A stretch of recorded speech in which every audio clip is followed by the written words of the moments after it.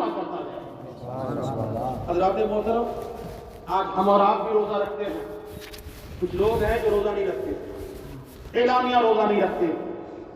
کہتا ہوں، اکثر کہا کرتا ہوں، دنیا میں ہے آپ بہانے بناتے ہیں، قبر میں کوئی بہانہ نہیں چلے گا، میدان محشر میں کوئی بہانہ نہیں چلے گا. یہاں تو ہر کوئی کسی کا ہے، لیکن قبر میں کوئی کسی کا نہ ہوگا، میدان محشر میں کوئی کسی کا نہ ہوگا. وہاں تو حضور کو منہ دکھانا ہے، منہ دکھانا ہے. اسی لیے جب رمضان کا مہینہ آئے تو بہانہ نہ بنایا کریں. ساری چیزیں ایک طرف، مصطفیٰ کا فرمان ایک طرف ہے. اگر اللہ تبارک و تعالیٰ دولت عطا فرما دیں، ساری دولتوں کو چھوڑ کر کے خانہ کعبہ کا طواف کر لیا کریں، مدینہ دیکھ لیا کریں.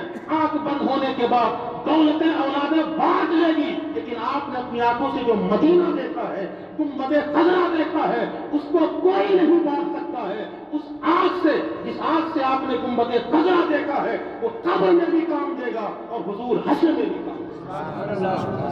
حضرات محترم، ایک بابا فرید کے بھائی ہیں، سید متوکل ان کا نام ہے. ان کا مزار دلی میں ہے. بابا فرید کا مزار پاک پٹن میں ہے، لیکن آپ کے بھائی کا مزار دلی میں ہے. سید متوکل نام ہے. متوکل اس لیے پڑا کہ آپ اللہ سے اس طرح محبت کرتے تھے، آپ کو پتہ ہی نہیں رہتا تھا کہ آج کون سا دن ہے. بابا فرید کے بھائی ہیں. بابا فرید کی ایک بہن ہے، رابعہ شام دہلی. حضرت خواجہ نظام الدین اولیاء ان کی بارگاہ میں برابر جایا کرتے تھے. بابا فرید اپنی بہن کی تعظیم میں کھڑے ہو جایا کرتے تھے. ان کا مزار ہے دلی میں. سید متوکل جب عید کا دن آیا، آپ کے بچے آئے، کہا بابا آج عید کا دن ہے. کہا آج عید کا دن ہے؟ آج تو مجھے معلوم ہی نہیں ہے کون سا دن ہے. کہا بابا کہاں رہتے ہو؟ کہا اپنا وجود، اپنا حصہ، اپنے نفسیات کو اس کے اوپر بیچ دیا ہوں، قربان کر دیا ہوں.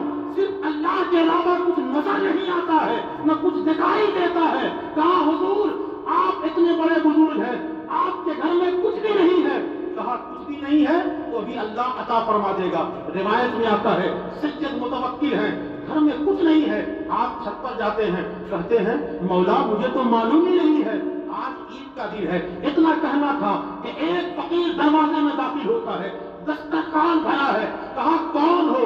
کہا سید متوکل کے لیے اللہ نے کھانا بھیج دیا، کھانا بھیج دیا ہے.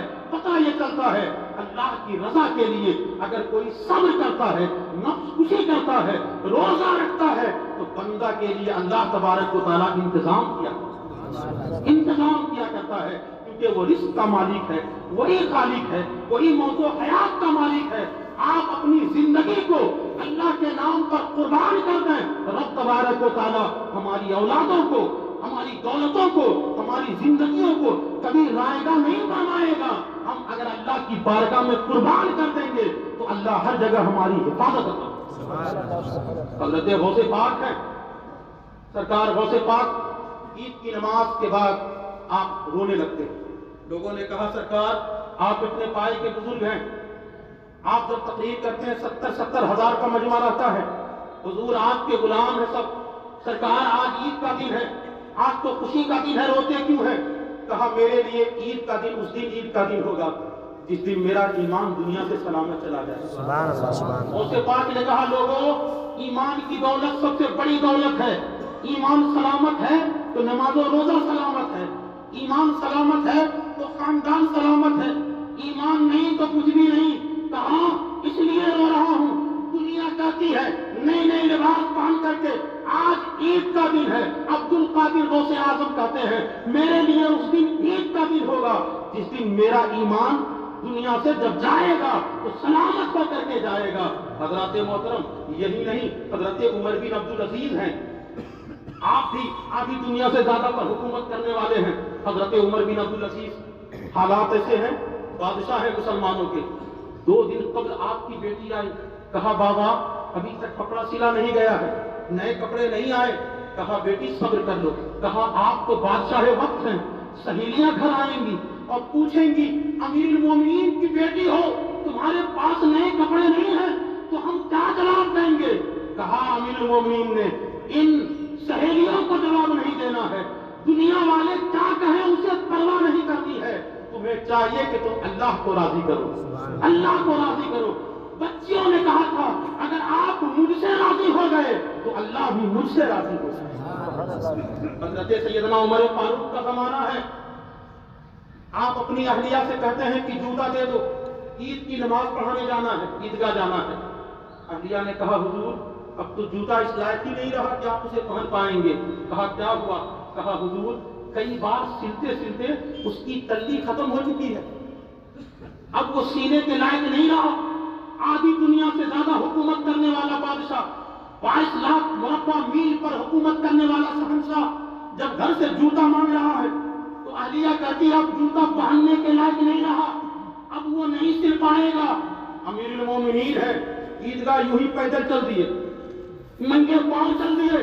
لوگوں نے کہا سرکار آپ میرا پہن لیں، سرکار دنیا کیا کہے گی؟ مغربی تہذیب تانا دیں گے، کہیں گے کہ مسلمانوں کا بادشاہ امیر المومنین عیدگاہ ننگے پاؤں جا رہا ہے۔ کہا ننگے پاؤں تو عیدگاہ جا رہا ہوں، قبرستان بھی ننگے پاؤں جانا ہے، حشر میں بھی ایسے ہی جانا ہے۔ تو کہا پہلے سے امیر المومنین تیاری کر رہا ہے، کہا یہاں تمہیں ننگا نظر آ رہا ہے کہ میرے قدم میں کچھ بھی نہیں ہے، میں اس لیے جا رہا ہوں، آنے والا وقت بھی آئے گا، زمانہ بھی آئے گا، یتیم بھی ہوں گے، بیوہ بھی ہوں گے، مصیبت زدہ بھی ہوں گے، انہیں دیکھ کر کے انہیں صبر مل جائے گا۔ جب ہمارا آقا ایسا تھا تو ہمیں بھی اس طرح صبر کرنی چاہیے، تحمل کرنی چاہیے، ان کے نقش قدم پر زندگی گزارنی چاہیے۔ حضرات محترم، حضرت امیر المومنین ہے، عمر فاروق ہیں، آپ عید کی نماز پڑھانے کے بعد دروازہ بند کر کے سو گئے۔ لوگ زنجیر کھٹکھٹائے اور رو رہے ہیں۔ کہا حضور روتے کیوں ہیں؟ کہا سرکار روتے کیوں ہیں؟ آج تو عید کا دن ہے، آپ جو لوگوں سے گلا مل لیجیے، مصافحہ کر لیجیے، مسکرائیے۔ آپ ہچکی باندھ کر کے رو رہے ہیں۔ امیر المومنین حضرت عمر فاروق ہیں۔ کہا حضور آپ روتے کیوں ہیں؟ آپ دروازہ بند کر کے ہچکی باندھ کر کے رو رہے ہیں، داڑھی مبارک بھیگتی جا رہی ہے۔ کہا کیا مسئلہ ہے؟ حضور کسی ممالک نے مدینہ پر حملہ کر دیا ہے، یا مکہ پر چڑھائی ہونے والی ہے، یا فوج آنے والی ہے، آپ کسے دیکھ کر کے رو رہے ہیں؟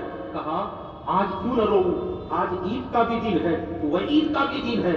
آج عید کا دن اس کے لیے ہے جس کا روزہ اللہ کی بارگاہ میں قبول ہو گیا ہوگا، جس کا صدقہ قبول ہو گیا ہوگا، جس کا فطرہ قبول ہو گیا ہوگا، جس کی زکاتیں قبول ہو گئی ہوگی۔ آج تو اس کے لیے عید کا دن ہے۔ مجھے معلوم نہیں ہے کہ آج میرے لیے کون سا دن ملا ہے، آج عید کا دن ہے یا وعید کا دن ہے، آج عطا کیا جائے گا یا لوٹا دیا جائے گا، پتہ یہ چلتا ہے۔ خوف خدا کا یہ عالم تھا۔ حضور نے زندگی میں کہا تھا اگر میرے بعد کوئی نبی ہوتا تو عمر ہوتے۔ حضور نے دنیا میں کہا تھا لوگوں اگر کسی کو جنتی دیکھنا ہو تو عمر کو دیکھ لو۔ اتنا ممالک کا بادشاہ رات کو تنہائی میں نہیں بلکہ عید کی نماز پڑھانے کے بعد دروازہ بند کر کے رو رہا ہے، پتہ نہیں آج عطا کر دیا گیا ہے یا لوٹا دیا گیا۔ آج تو لوگوں کو خوف نہیں ہے، کھلم کھلا کھاتے پیتے ہیں، رمضان کا کوئی احترام نہیں ہے۔ یار اگر ہم نہیں احترام کریں گے تو کون کرے گا؟ ہم روزہ نہیں رکھیں گے تو کون کرے گا؟ آپ بڑے بڑے ڈاکٹروں سے پوچھیں روزہ کی فضیلت کیا ہے۔ جو لوگ 1 مہینہ روزہ رکھتے ہیں اس کے بارے میں وہ کیا سرچ کر چکے ہیں، کیا کہہ چکے ہیں۔ حضرات کتابوں میں آتا ہے کہ اگر جو رمضان کے مہینے کا روزہ رکھتا ہے اور پابندی کے ساتھ روزہ رکھا، جنت میں اسے ایک مکان دیا جائے گا جسے ریان کہتے ہیں، اور ریان کہتے ہیں جو اللہ تبارک و تعالیٰ خاص تحفہ عطا فرمائے گا، سارے روزہ داروں کو اسی میں داخل عطا فرمائے گا۔ درود پاک پڑھیے اللہم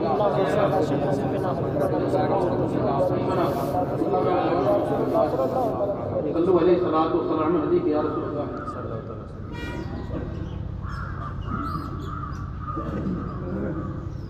درود پاک پڑھیے اللہم سیدنا و سیدنا و حبیبنا قلوبنا صلو علیہ الصلوۃ والسلام علیک یا رسول اللہ صلی اللہ علیہ وسلم۔ قرآن کہتا ہے وَرَفَعْنَا لَكَ ذِكْرَكَ، اے محبوب ہم نے آپ کے ذکر کو بلند کیا۔ آج ہم اور آپ آئے ہیں